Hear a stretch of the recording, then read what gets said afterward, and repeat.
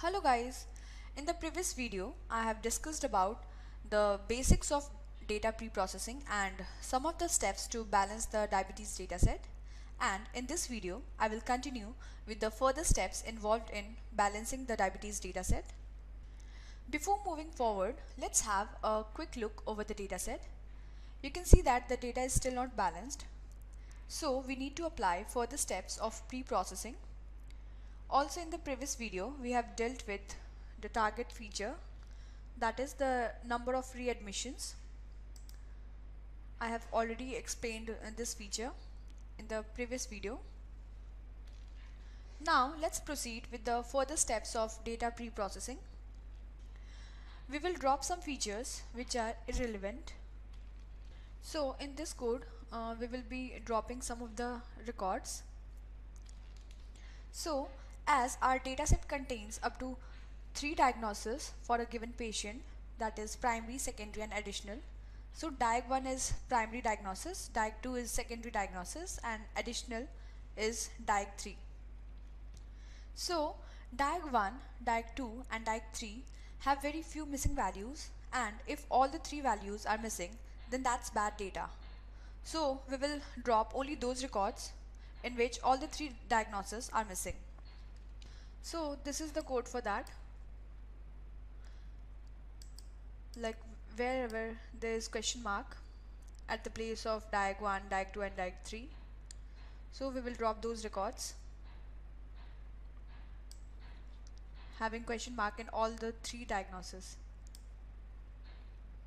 Again, since we are trying to predict readmissions, so those patients who died during this hospital admission have 0 probability of readmission. So we need to remove those records. So the feature, that is discharge disposition ID containing the value 11, signifies that the person was died at the time of admission. So we will be dropping such records having discharge disposition ID equals to 11. This is the code for that. Also the feature gender has only 3 missing or invalid values, so we have decided to drop these records. Now let's run this code. Again, we are dropping some columns with too many missing values, like you have already gone through weight, feature, payer code and medical specialty. So we are dropping these columns as they are having 60 to 70% missing values. Also, we have noticed that the drugs named sitagliptin and examide, it contains same value throughout the column, so we will be removing these 2 columns as well. So now we are coding the non-numeric values, that is the feature change contains 2 values, that is CH for the medications changed and no for the medications not changed. So we are having 2 values over here, 0 and 1. Again, for gender, for male we have used 1 and for female we have used 0. Again, for diabetes medications feature we have used 1 for yes and 0 for no. Now let's come to age. So for age interval 0 to 10 to 9 to 100, we have coded it from 1 to 10. Like this is the code for that. We have replaced the range, that is 0 to 10 to 1, 10 to 20 to 2, like this and so on. Let's come to another code. Again, the dataset contains 23 features for 23 drugs, which indicate for each of these whether a change in that medication was made or not during the current hospital stay of patient. So medication change for diabetes upon admission has been shown by previous research to be associated with lower admission rates. So we decided to count how many changes were made in total for each patient and declared that a new feature. So the reasoning here was to both simplify the model and possibly discover a relationship with number of changes regardless of which drug was changed. So in Python, this is done by this code. So we have created a list of all those 23 features, and we have applied the code over here, that is the medications should be changed or not, like you can see over here, no or steady. So to check the result of doing this, we have used value counts over here. So you can see the output over here. Again, we are having 4 values there, that is in these features, in these 23 features, that is no, steady, up and down. So we have re-encoded all those features into 0 and 1. If there is no medical changes, then the value is 0, and we have combined all these values like steady, up and down into 1 just to balance the data set.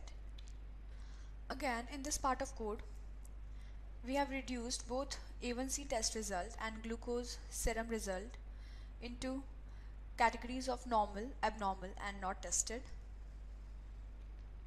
So in A1C result, the values greater than 7 or greater than 8 signifies normal test result, so its value is 1. We have replaced the value of normal as 1, and for normal value,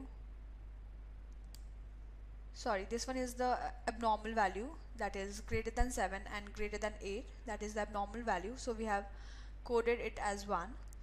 We have coded the normal value as 0 and not tested value, that is none, as -99. And same goes for this as well, that is max glue serum test result. Greater than 200 or greater than 300 are the abnormal values, so we have categorized it into 1. Normal value, we have replaced the normal value as 0 and not tested value as -99. So in this part of code, we have displayed the total number of medications used by the patient. So we have created another feature by counting the medications used during the encounter. So it contains key list which we have created, that is the list of 23 drugs.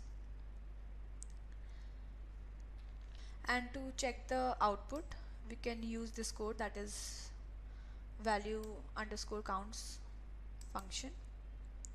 So this is the output for that, for checking the total number of medications changed. Now we have created additional columns for diagnosis for further steps.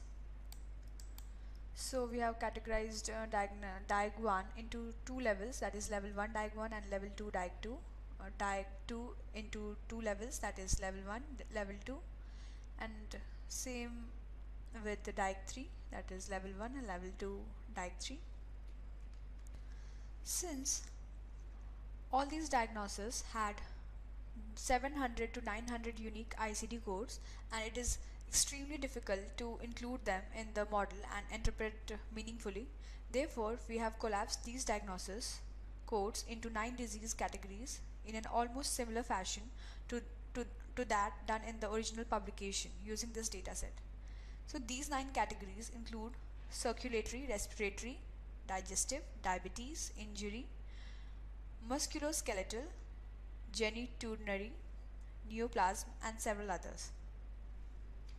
Also, we have decided to use only the primary diagnosis in our model, since we are mapping the disease codes to certain category names. So this is the code which demonstrates it easily. So after creating a duplicate of diagnosis column, like over here, what we have done over here, we have recoded the disease codes starting with V or E, that is the disease codes which starts with variable v or e are in other category, so we have recoded them to 0. You can see over here.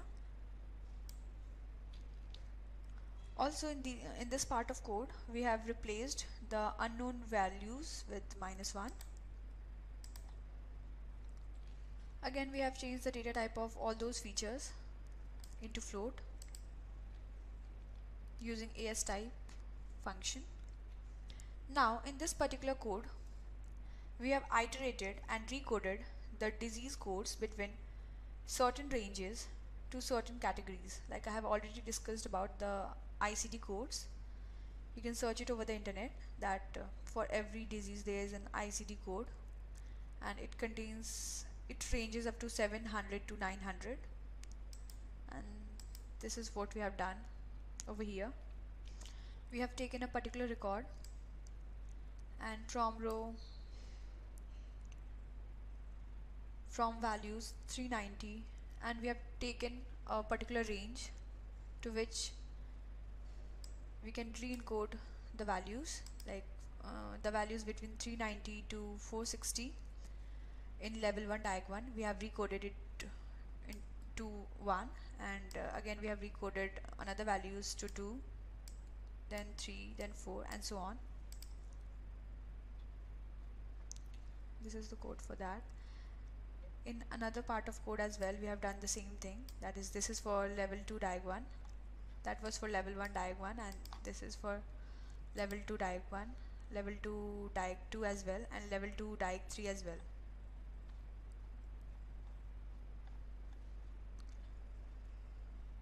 So now just to check the output, we are done with this, and just to check the output you can display the header, that is you can display the feature, that is diag1, in a horizontal manner using .t.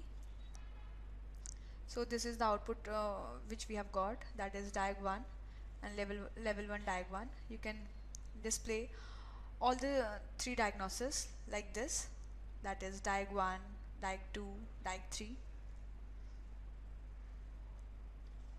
Again in the last part of the code we have to save the work done so far into a CSV file as backup, so it can later be loaded from this point without needing to do all the above steps. I'm done with this video now. I will continue with the next tutorial in the next video, so stay tuned.